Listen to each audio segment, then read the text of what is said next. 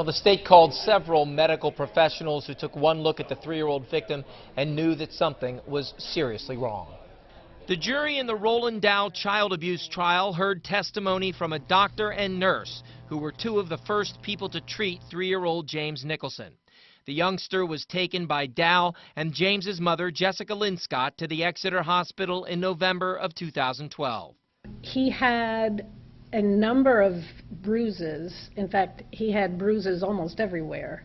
And I was told that he had been hitting himself in the face, that he had been banging his head against the tub. Dr. Gwen Gladstone, a pediatrician with 36 years' experience, said the child had a burn on his hand, a scratch to his cornea, and cuts to the inside of his mouth. I was concerned that what was going on was inflicted.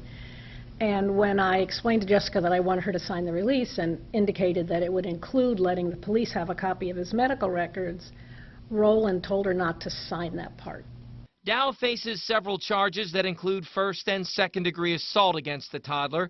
Linscott pled guilty to lesser charges and testified against Dow, admitting that she physically would discipline James, but that Dow's methods were much more violent and brutal. Nurse Johanna Russo-Dill testified James couldn't walk without help, and his eyes were dilated and crossed.